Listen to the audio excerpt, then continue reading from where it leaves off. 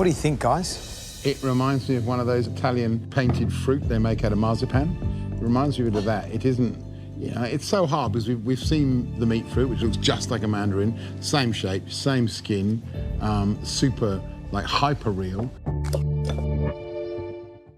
minutes to go! Come on! Coach, come on, let's go! Get it on the plate, guys. It is working perfectly.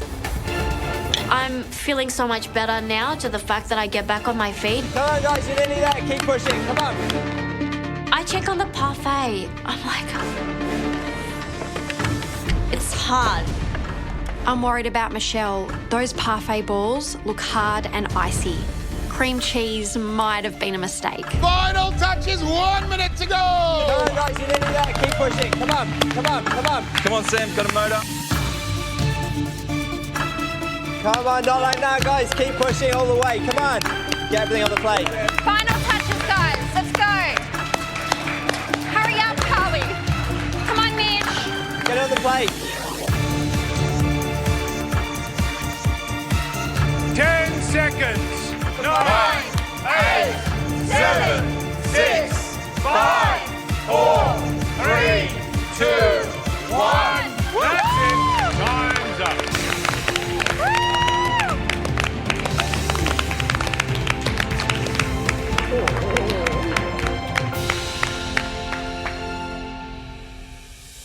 I'm looking at my dish and it kind of looks deceptively simple. It looks like just an ordinary ice cream cone, but I guess that's the effect that I was after, and I hope that now the flavours transform the dish and somehow impress the judges and that I can be safe today. Time's up and I'm done. I look down at this apple and it's way too messy and not the style of dessert that I've been putting up in this competition. I'm hoping it'll be enough and deceptive enough for the judges.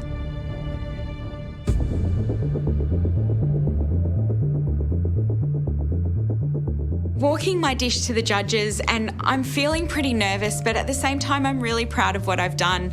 They asked me to make something that wasn't quite what it seems. I feel like I definitely did that.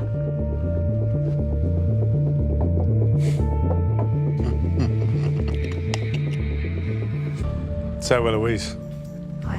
what have you made for us? I've made what I've called ceci n'est pas un pâté. So that's French for this is not a pâté. Good. Have you nailed it?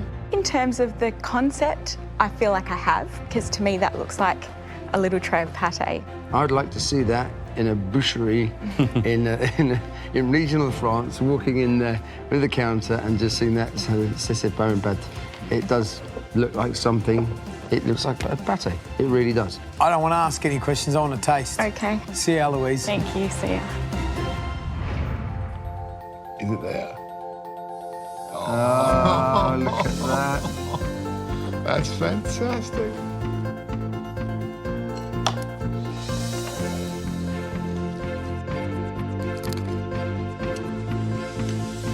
That is delicious. The texture is so evocative of a true pâté that I find myself looking for savoury when it's in my mouth, and all I find is these sweet flavours. When you have chicken liver pâté, that's how the plate looks Yeah, after it does, you've eaten. doesn't it? Yeah.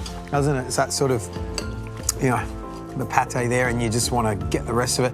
It's exciting, it's intriguing, it's playful, completely, utterly satisfying on every single level.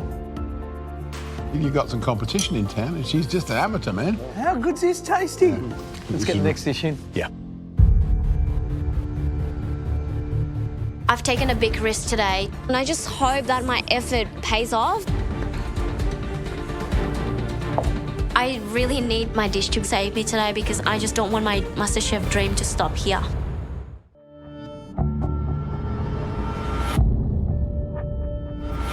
And so what's the dish? Today I made a fallen coconut, and then I've got some pineapples under the toasted coconuts, crystallized mint leaves and brown butter snow.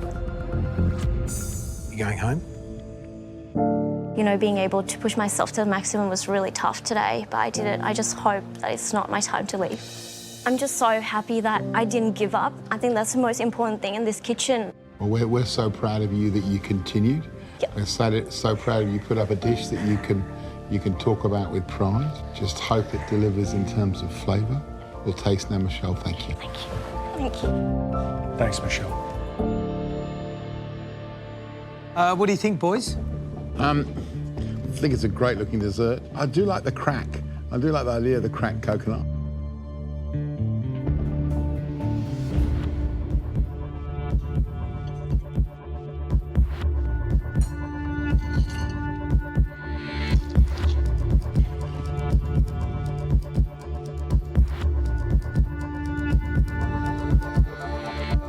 So hard. How do you get that so hard?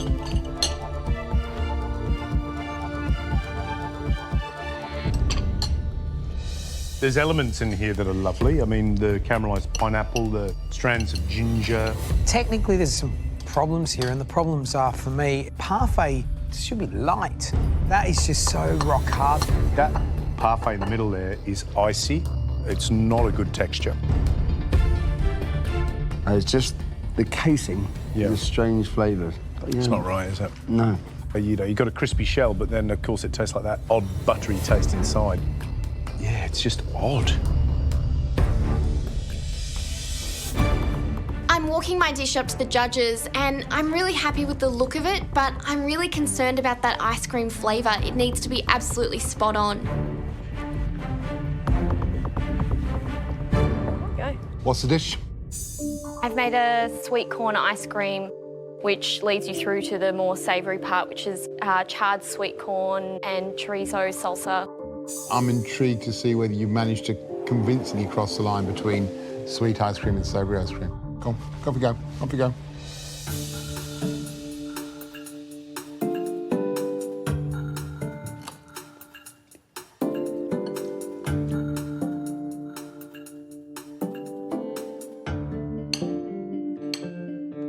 I love it. I love it. Absolutely delicious. Absolutely beautiful, straight primary flavours of pork and salt, corn, and a real surprise. That ice cream is delicious. I think she's done a great job.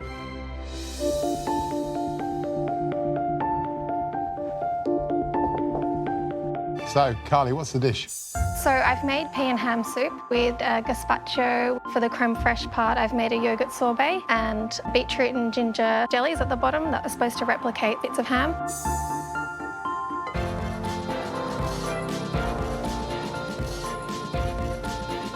I like the flavours. I like the beetroot ginger combination of the jellies at the bottom.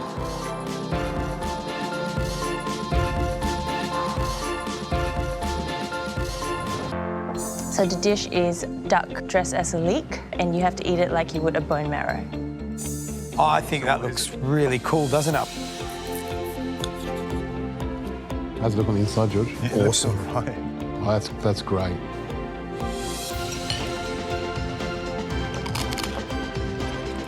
I love it. I really do.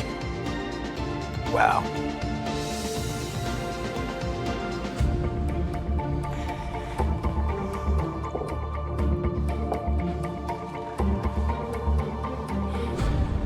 What is the dish? The dish is meant to represent a bucket of popcorn with candy, chocolate parfait, burnt caramel and butter spray.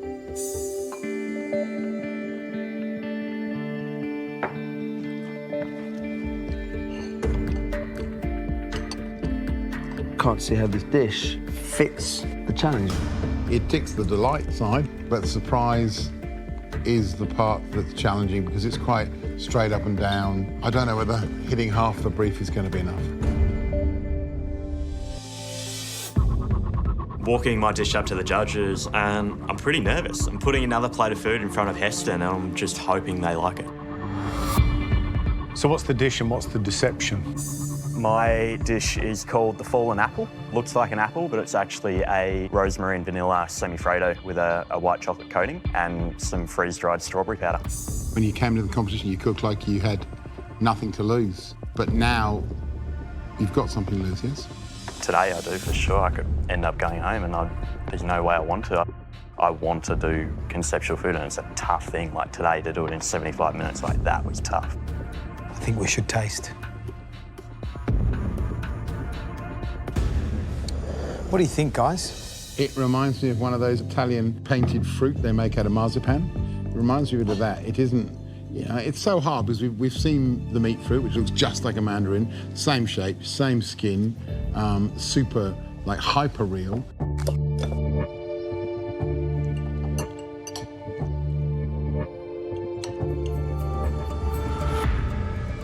It's not a deception for me. It's not something that could be something else. I like the contrast of the white shell and the creaminess of the parfait when you cut it in half. I get an apple moment, but this looks like an ice cream made to look like an apple.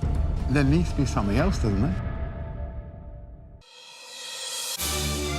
I really feel that I've done everything I can to make the dish look like a chocolate bar. It'd be really disappointing to go home in Heston Week, so I hope that the judges can see where I'm coming from and hopefully it works. What's this dish and how's it going to trick us? So I've made an open chocolate bar. So a chocolate bar that's already been opened, someone's already gone in for a bit of a nibble. So it's already been opened. And now I'm looking at it, it's kind of Willy Wonka, isn't it? It's that description of peeling back the gold wrapper. Yeah. So it's frozen pumpkin cream, there's roasted pumpkin and a bit of chocolate crumb. I believe you've got a bit of magic to do. A little bit. So the concept of the dish was like Cinderella's pumpkin, and I wanted to include that some way or another, so I included it in the scent. Cullen, we're going to taste, mate. Get out of here.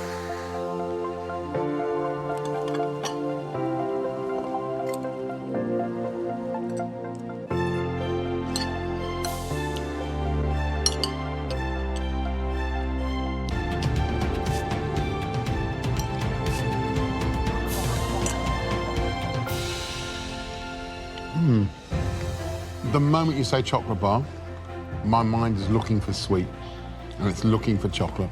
And what I love about Cannon's dish is it's unmistakably pumpkin, and then just at the end, that roast chocolate, the little bit of popping candy comes through, and it comes through loud and clear, and finally you find it. And there's a really strange sense of reward about that. Where he's been clever is he's teased us into the idea of having this open bar of chocolate and teased us into the idea that it is a bar of chocolate. It was a clever thing to do. I think in a really hard challenge, she's done a really nice job.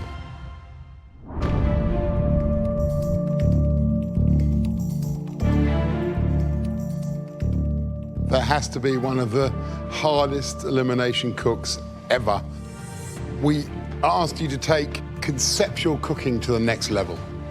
We asked you to bring us the dish that wasn't quite what it seemed. Certainly, I don't know of a harder elimination challenge in the 8 years I've been doing MasterChef. It takes it to a whole new level. What I've experienced the last week has been just incredible. There was some great cooking today.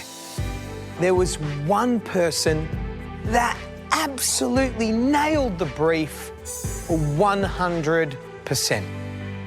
Well done, Eloise.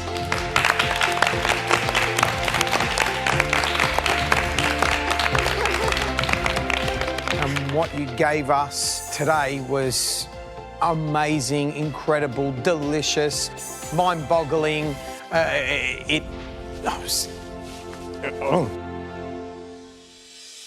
Well, now to the bit that was really a very, very tough decision.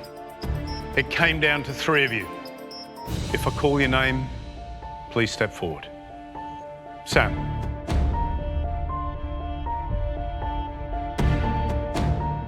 Michelle.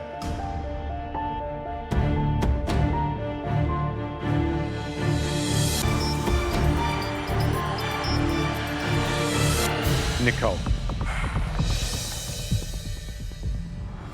In the end, one dish just had too many flaws. And that was your dish.